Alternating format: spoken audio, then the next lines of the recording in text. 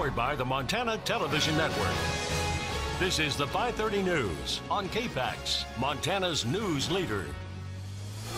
Threatening graffiti messages led to a perimeter lock-in at Big Sky High School in Missoula for much of the day. MTN's Connor McCauley just got back a while ago from a press conference regarding today's threats and joins us now with more on what happened. Connor? Thanks, Jill and Dennis. These threats were non-specific, but warned students to not be in the school today around 1 o'clock. There were 2 threats in total that were written in graffiti at the school, one in the women's bathroom and the other in the men's. The school district does not think that the 2 were written by the same person.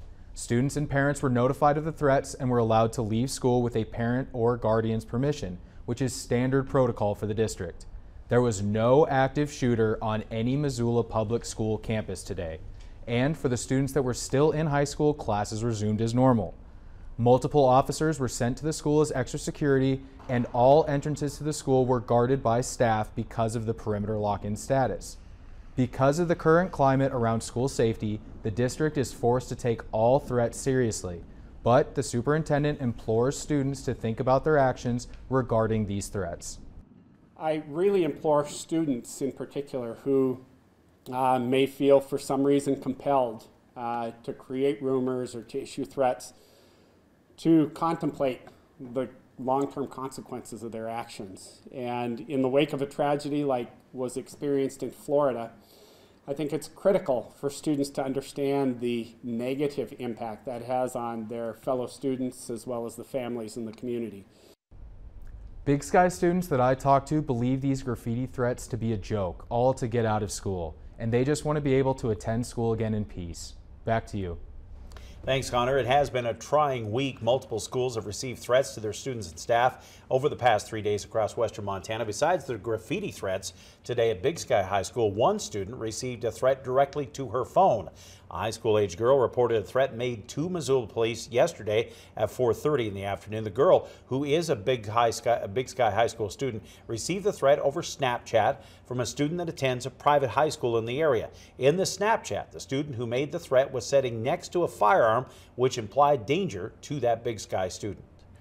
The reason that we're investigating this one, as opposed to maybe others that are handled internally, is that we have a specific person coming to us and making a complaint and asking us to file a report and investigate. The photograph was sent to a specific person. Specifics plays a pretty heavy role also. Officers are still investigating this incident, but say both parties have been cooperating. Shifting gears now, another chilly day today is expected, but this current weather pattern likely to change as we go into the weekend. For more, let's pass it over to Chief Meteorologist Aaron Yost with the first forecast. Aaron? Yeah, this upcoming weekend, we're going to be talking snow accumulations for a lot of our valleys and definitely in the higher terrain. Quiet conditions, though, out there right now, and that'll continue into Friday. The only exception will be across the southwest quarter of the state. You can see a little bit of light snow trying to sneak into Ravalli County. That's from a storm system passing to the south of us. So with that said, we could see a little light snow in that part of the Treasure State as we head into the overnight hours into early tomorrow morning. Otherwise, Friday expecting to be a rather quiet day weather-wise. That'll all change Friday night, Saturday, Sunday, even into early Monday as a series of systems move through. All those details on the way. For the first time in its history, Missoula's Poverello Center might have to start sending people back out into the cold. Night after night of record occupancy in this cold snap has pushed the center to its limits, and now it needs the community's help. 205 people slept here at the Poverello Center on Monday night, on mats, on blankets, and on the floor. And that is a record. And it's becoming too much. For the first time in its history, Poverello's leadership is putting a plan in place to cap the sleeping capacity to 190 people a night, knowing that could have dire consequences. You know, the temperatures are really cold right now. It is, deadly to stay outside right now. And so it is very concerning that if we set a cap, that really puts people's lives in danger. The Poverello is running out of toilet paper, blankets, and towels. Some are sleeping on the cement floor without mats or blankets for comfort at night. This 25% increase in occupancy is concerning to the Poverello leadership, who believe the POV cannot be the only answer to homelessness. You know, what happens with folks who aren't able to stay here if we do implement a cap, or when we implement a cap in the next week or so. The community is going to need to come together and figure out what we're going to do, because the POV can't be the solution. The cold is the biggest reason people are seeking shelter right now, but Executive Director Amy Allison Thompson believes it's part of a more complicated issue. It just speaks to what's going on in our community right now. We've had a boom of people moving to Montana in the past couple of years. That's a factor, as well as our very low vacancy rate in Missoula. It's around 2 or 3% at any given time. And then also just the fact that people are looking for jobs, and you know, when they do find jobs, they're often underemployed and still not able to afford housing. So here's how you can help this current situation. The Poverello Center needs donations of blankets, towels, toilet paper, and even cash donations. That can help cover the extra costs for that extra staffing they need at night when they are so full. It's the end of the 6th day of searching for missing skier Dr. John Ferguson, and it coming to a close, but the community continues to have hope, banding together, sending prayers and love to the family. As volunteers continue to search Big Mountain, those in town are giving the family some love and support through notes. Powdered Soul is an organization that Ferguson and his wife were involved in, designated a tree in Depot Park for community members to hang notes of support. The tree has been collecting those letters since Monday morning, and they'll be taken to the family when the time is right. The notes range from prayers for John to messages for the family and personal stories from their friends. Anyone interested in helping out can find a link on our website for more, and we'll continue to follow that search.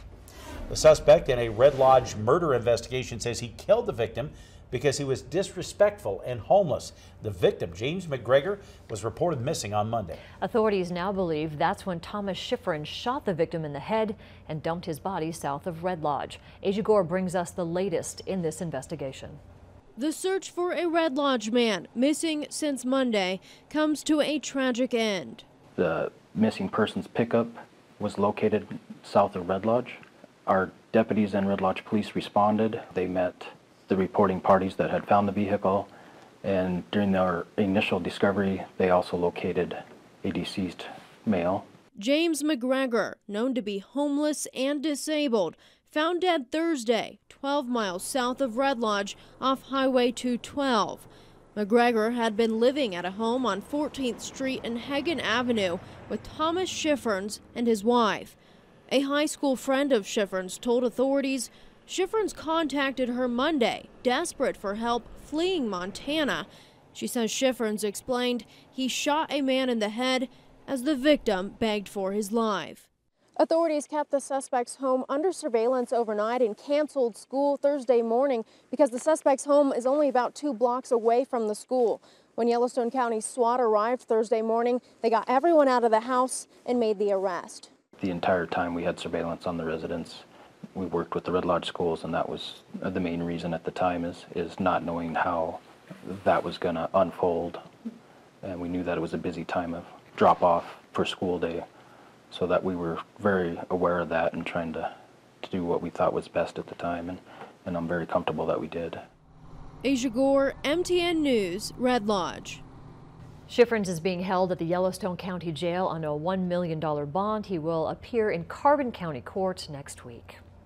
In the national debate over gun violence, there's a new focus on an obscure element of federal law. It's the 22-year-old congressional ban on using any federal health research to promote so-called gun control. As MTN's Mike Dennison reports, there's talk of repealing the ban so that solutions to gun violence could at least be thoroughly studied. The research ban, passed in 1996, says federal funds for the National Centers for Disease Control may not be used to advocate or promote gun control. In the wake of last week's mass shooting at a Florida high school, some are saying the ban should be repealed so the CDC and other federal health agencies can examine proposals to prevent gun violence to see if those solutions could actually work and protect gun rights. We asked Montana's 3-member congressional delegation how they felt about a repeal. None said they would support it, but Montana's 2 senators said they're open to the idea of further study of possible preventive measures for gun violence. If it's just about the CDC doing research to figure out some possible solutions to kids getting shot in school, absolutely, I would be open to that. I support looking at research, and the CDC is looking at additional facts and what's going on here as it relates to what's going on, what's driving these behaviors. Republican Representative Greg Gianforte, a vocal supporter of gun ownership rights, told MTN News that the nation needs to enforce existing laws to keep firearms out of the hands of dangerous individuals. He said the ban doesn't block research into gun violence, only that which promotes gun control.